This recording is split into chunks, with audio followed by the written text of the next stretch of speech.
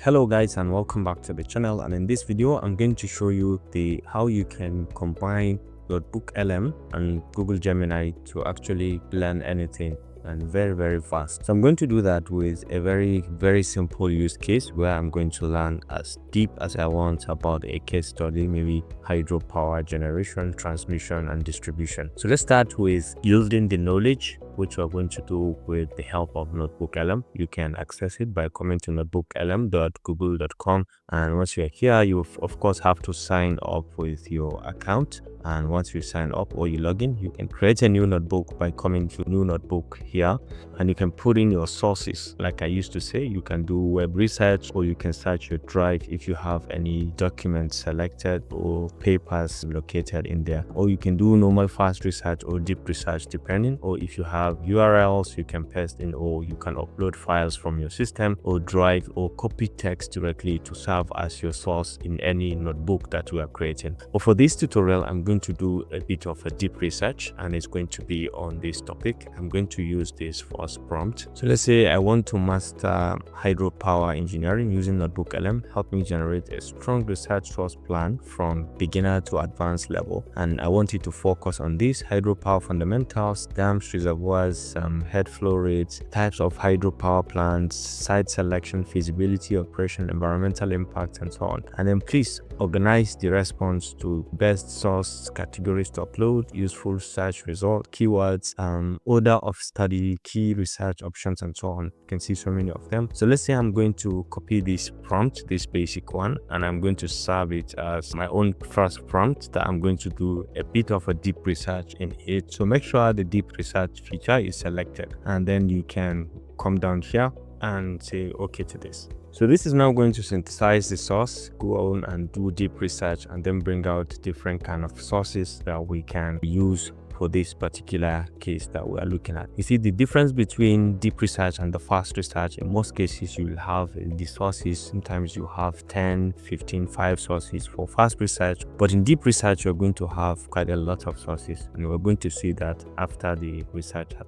been completed in here. All right, and as you can see, it has gathered about 49 different sources, top 20. So you can click to view the completed sources, and you're able to maybe even select the ones that you want, and possibly the ones that you can include some and you can exclude some. So these are not cited, and these are cited sources that you can easily check and control what you have as your own source. So let's go ahead and import all of them, and let's see. It's going to give us a quick summary, and then it's going to incorporate and read all the information that we have. All right, and as you can see, it has generated everything, including a title, design, challenges and operational risks in hydropower systems. Take a look, everything is being captured. Now the next step is, let's go to Gemini.google.com. Of course, you have to log into an account, or make sure the account you are logged in is also the same as the NotebookLM account, this one, so you can be able to link all of them together. So the next thing is to come to this plus sign, and you can come to notebook, and you should be able to see design, challenges and operational risk in hydropower, which is the one that we've just created today, and just click and just add. So we can now give our second prompt, which I'm going to also give to you. Using the hydropower research materials, create a structured learnings content package on hydropower that can use a website, flashcards, and this, and include this simple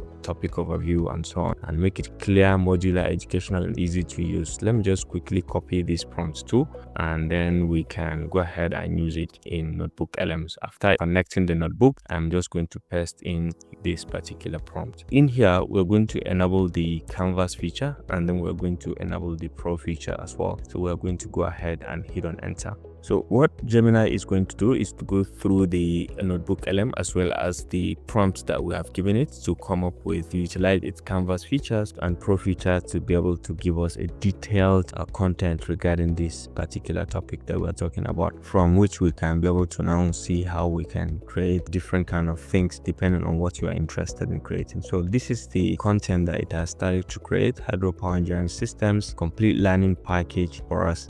So you can see the detail of the content, website content sections and so on, and flashcard content, so on, quiz, questions and some answers and so on. So Depending on your choice, you can just go ahead and ask follow-up question if you're interested. But then for this, we're going to create a number of learning things that we can use. So let's come to the top here and come to create. You can see we can create a web page, we can create an infographic, or we can create quiz, flashcards, audio overview of the same source depending on our choice. So let's go ahead and start with this first option, which is a web page. So we're going to now create a web page based on the information that we have here on Hydropower Learning Content Package. All right, and as you can see, we have generated the website. You can see the details of it and so much more. You can check in the different sections. This is highly interactive. If you are interested, you can just go ahead and click and be able to see the different features. So if you like, you can go ahead and share this. Click on share, come to share, and then you can share on all of these platforms, or you can copy the link and you can go to a fresh page and just press, so you can be able to see the website directly like we are going to see it right now. All right, so you can see this is it. This is the website, and very interactive. I like the heading as well as the logo and so on. So you can see this is how does hydropower work and so on. The three main types of hydropower, and we'll have concepts, core concepts, learning path. You can see in each case you have these different features that when you hover over, you'll be able to see, or you can click to be able to see some notes outside of what you have. So these are some learning paths that you can check through to be able to understand. So this is highly interactive flashcard that if we click, you'll be able to see the details of what is going to be generated. And then this is a little bit of an assessment quiz that you can click and be able to see your next answer, and then you have the option to keep clicking, for example, and just keep getting to the next answer, and at the end you're going to see your performance, where you got correct and wrong, and you can retake the quiz if you're interested. And case studies, you can click and see any one of them depending on your choice. So this is the first case, how to use it to create this wonderful website. You can also go back and use it to create different other things on your own. You can always open the hydropower learning package in here, and you can go ahead and create other things, like you can create infographics. You can just with that click be able to create infographics on your own, or you can create a flashcard or the quiz depending on your interest. Let's give you some seconds to see what kind of infographics this is going to generate in addition to the website that it has generated for us. All right, and you can see the infographic that has been created as well. Very detailed and very wonderful. We'll take a look at the details and the level of detail of what it has created. Looks like the website, but it's the infographic. Okay, so you can always come back and open this as well, and you can go ahead and create the quiz also if you want to create a quiz or flashcard or the audio overview. So let's try to quickly see the quiz that it is going to generate for us. And you can see from here, you can see the quiz region foreign hydropower. CC types provide large scale energy storage for the electric category. So you can see that will provide primary facility, diversion facility, pump storage depending. You can just select, and to show you the answer, then you can go ahead and click on next. The best part of this is that you can always show the hints and it will give you an insight into what to expect or what should be the answer. If I keep selecting, I keep going to the next bar. You keep going to the next bar. Keep moving. At the end, you go to see your results and what you have generated, right? So let's see, done. This is you did it. Quiz complete. The parable attend. Then this is what you have. I take more questions to review the quiz individually to be able to see what you have drawn correctly and what you have done. So you can come down as well, and you can still go back and create the flashcards. This is what you're interested. Okay, click to create a flashcard and audio overview of people. So let's give it some seconds to see what kind of flashcard it is going to generate for us. And you can see the flashcard has been generated. All you need is to click on it. I go for hydroelectric power. So you click, you see the detail, and then you can see and you click, and then you can go to the next bar. The corner facility export, you can see and go to the next bar.